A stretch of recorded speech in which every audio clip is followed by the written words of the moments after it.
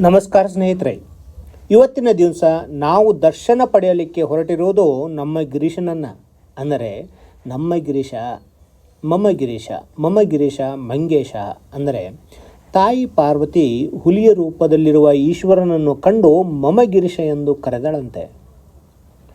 ಅಂದರೆ ಓ ನನ್ನ ಪರ್ವತವಾಸಿ, ನನ್ನನ್ನು ಕಾಪಾಡು ಎಂದು ಹುಲಿಯ ನೋಡಿ ಕೂಗಿದಳಂತೆ. ತದನಂತರ ಹುಲಿಯ ರೂಪವನ್ನು ಬಿಟ್ಟು ಈಶ್ವರನು ತನ್ನ ನಿಜ ದರ್ಶನ ಕೊಟ್ಟಂತಹ ಸ್ಥಳ ಇದು. ಮಮಗಿರೀಶ ದೇವಸ್ಥಾನ ಅಪಭ್ರಂಶ ಹೊಂದಿ ಮಂಗೇಶವಾಯಿತು ಎಂದು ಪ್ರತೀತಿ. ಭೋಲೆನಾಥನನ್ನು ಯಾವ ಹೆಸರಿನಿಂದಲೂ ಕರೆದರೂ ಪರವಾಗಿಲ್ಲ, ಭಾವ ಮುಖ್ಯವಲ್ಲವೇ?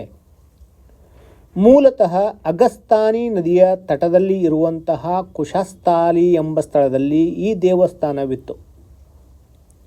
1543ರಲ್ಲಿ ಪೋರ್ಚುಗೀಸರು ಗೋವಾವನ್ನು ಆಕ್ರಮಿಸಿಕೊಂಡಾಗ ಅವರ ಕ್ರಿಶ್ಚಿಯನ್ ಮತಾಂತರದ ದಬ್ಬಾಳಿಕೆಯನ್ನು ತಡೆಯಲಾಗದೆ 1560ರಲ್ಲಿ ಈ ಮಂದಿರ ಗೋವಾ ರಾಜ್ಯದ ಪೋಂಡಾ ಜಿಲ್ಲೆಯ ಹಿಂದೂ ರಾಜ್ಯಕ್ಕೆ ಬಂದಾಗ ಈ ಒಂದು ಹಳ್ಳಿಯನ್ನು ದಾನವಾಗಿ ಪಡೆದ ಸರಸ್ವತಿ ಬ್ರಾಹ್ಮಣರು ತಮ್ಮ ಕುಲದೇವನನ್ನು ಈ ಒಂದು ಪ್ರದೇಶದಲ್ಲಿ ಸ್ಥಾಪಿಸಿದರು.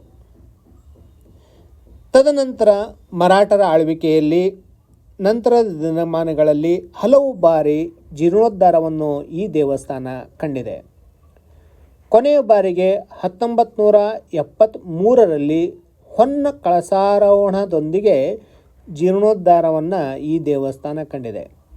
ಈ ದೇವಸ್ಥಾನದಲ್ಲಿ ಭೋಲೆನಾಥನನ್ನು ದರ್ಶನ ಪಡೆಯಲಿಚ್ಛಿಸುವವರು ಸರಿಯಾದ ವಸ್ತ್ರ ಧರಿಸಿ ಬರುವುದು ಅನಿವಾರ್ಯ.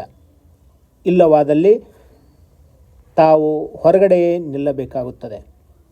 ಗೋವಾ ರಾಜ್ಯಕ್ಕೆ ಭೂಷಣದಂತಿರುವ ಈ ಮಂಗೇಶಿ ದೇವಸ್ಥಾನ ಗೋವಾ ರಾಜ್ಯವನ್ನು ನೋಡಲಿಚ್ಛಿಸುವವರು ಈ ದೇವಸ್ಥಾನವನ್ನು ನೋಡಲೇಬೇಕು. ಧನ್ಯವಾದಗಳು.